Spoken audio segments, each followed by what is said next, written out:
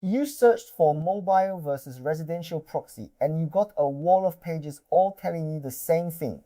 Mobile is best, buy mobile. And almost every one of those pages was written by someone who sells mobile proxies. So here is the version nobody writes, the honest one. There are three proxy types worth knowing. They sit on a trust spectrum, and platforms treat them very differently. By the end of this, you will be able to match your actual job to the cheapest type that survives it, including the cases where the cheap option is the right answer and paying for mobile is a waste of your money. I run a hardware proxy farm in Singapore.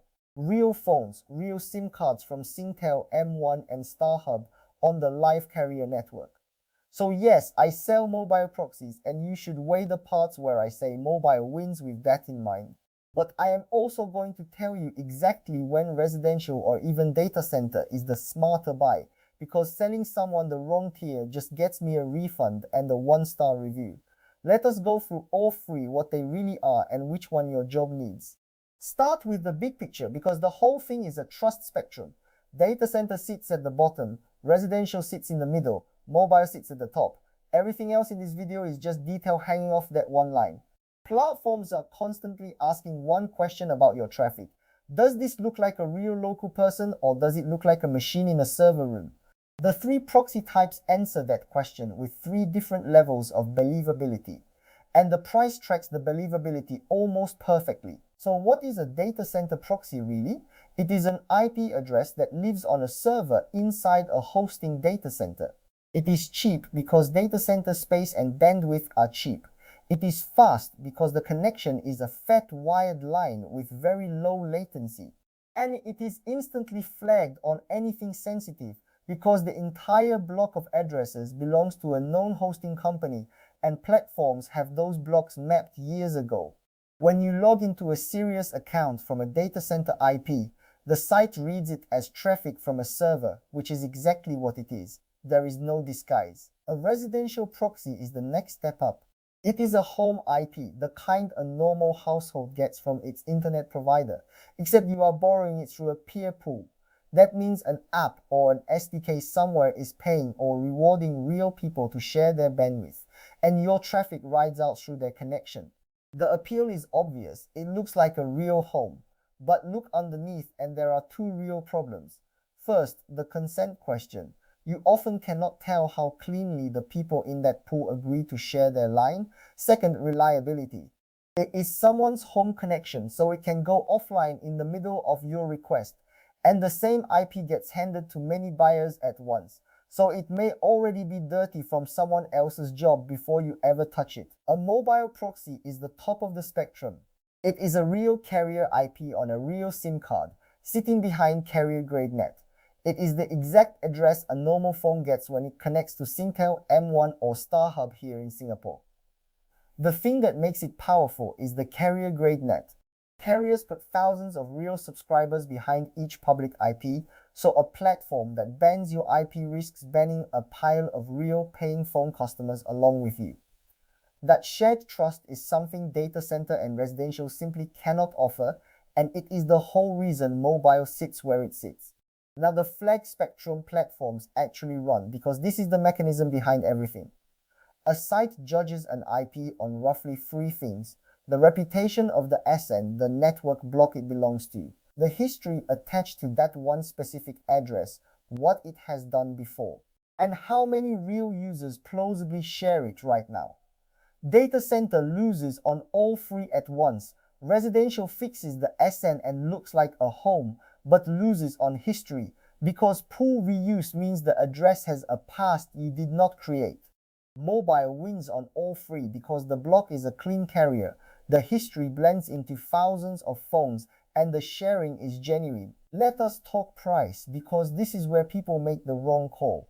Per gigabyte, data center is the cheapest by far. Residential is in the middle and mobile is the most expensive by a wide margin. If you only stare at that one number, mobile looks insane. But price per gigabyte is the wrong lens for account work. You are not buying bandwidth. You are buying IP addresses that do not get your accounts banned. A data center proxy that is cheap per gigabyte and gets a $50 account banned on day one was the expensive choice. A mobile proxy that costs more but keeps that account alive for a year was the cheap one. Match the price model to the job. There is a real trade-off with mobile, and I am not going to hide it. Latency. A mobile connection is slower than a data center line, usually somewhere between 80 and 350 milliseconds, because the traffic is going over a real radio on a real tower instead of a wired line in a rack. A data center proxy in the same region might answer in 5 or 10 milliseconds, so mobile can be 20 or 30 times slower on a single request, and that sounds dramatic until you ask what you are doing. For logging in, running an account, verifying an ad, loading a page like a human would, that latency is completely invisible and does not matter because a person waits a fraction of a second without noticing. For a job where you are firing millions of tiny requests back to back and every millisecond compounds into hours, data center will always be quicker, and forcing that workload through a phone is fighting physics. Know which kind of job you have before you pick the tier. Here is the point that decides multi-account work all on its own. One shared exit versus one clean line per identity. A cheap setup often pushes all your traffic out through one IP, or recycles a small pool across everything. So 10 accounts all leave through the same address, and to the platform they instantly look related because they are leaving the same front door. The platform does not even need to be clever about it. Same IP, 10 logins, one obvious cluster, and the moment one account trips a rule, the others get swept up with it. Mobile, done properly, gives you one clean line per identity. Each account sits on its own believable address, on its own line, and nothing ties them together at the IP level. So if one account has a bad day, it is the only one that pays for it. That separation is the thing a shared exit structurally cannot give you, no matter how clean each individual IP looks on its own. The next thing only mobile gives you cleanly is sticky versus rotating control. A login, a checkout, any multi-step flow needs the IP to stay still for the whole task, or the site sees a session that teleported to a new address halfway through. Other times you want the IP to keep moving so your traffic looks like normal subscriber activity that drifts. With a good mobile setup you choose sticky for the duration of a flow, rotating when you want fresh addresses. Residential pools give you fragments of this. Mobile gives you the full control on purpose because that control is the product. One technical note that applies to all three types exactly the same and trips people up regardless of tier. If you are using SOCKS 5, use SOCKS 5H, so DNS resolves through the proxy and not through your own machine. A DNS leak quietly undoes the entire point of the proxy because it exposes your real resolver to the site even while your IP looks perfect. This is not a mobile thing or a residential thing. It happens on every tier, and the trust level of your IP does not save you from a client that is leaking DNS out the side. Now let me be honest about when residential is genuinely the right, cheaper choice, because plenty of jobs do not need mobile at all. General web scraping, where you mostly just need to not look like a data center. Light account work on platforms that are forgiving. Price monitoring across normal shopping sites.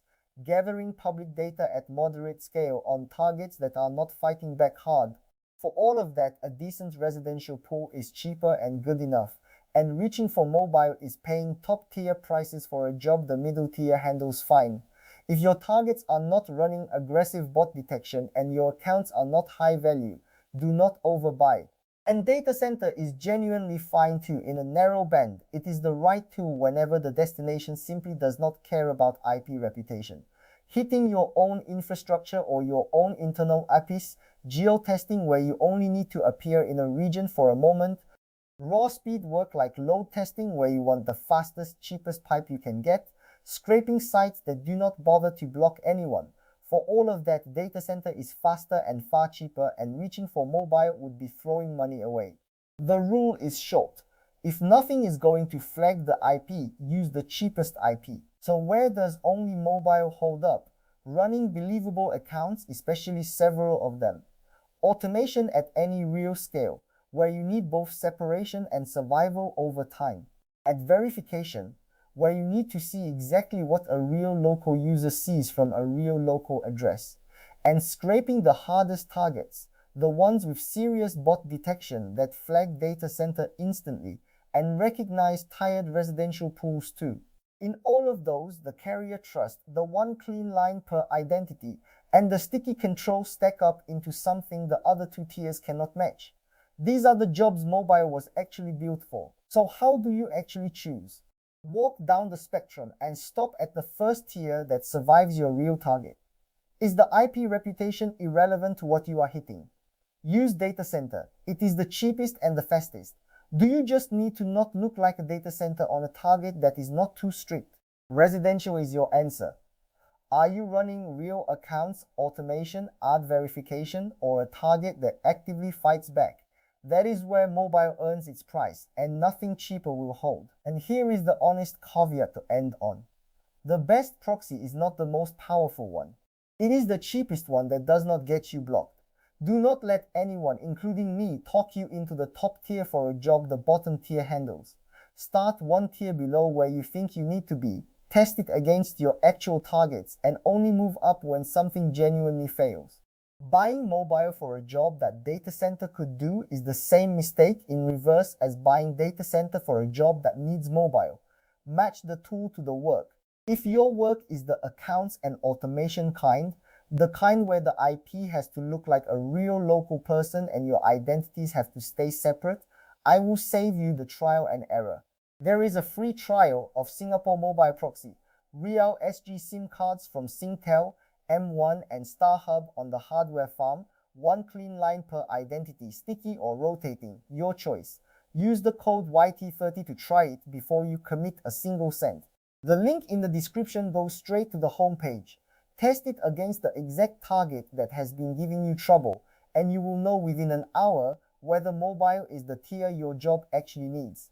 If this cleared up the three-way decision for you, subscribe because the whole channel is this kind of straight answer with no affiliate spin. Next video, I go deeper on sticky versus rotating sessions, when each one matters, and how to set the duration so your logins and checkouts stop breaking halfway through. I will see you in that one.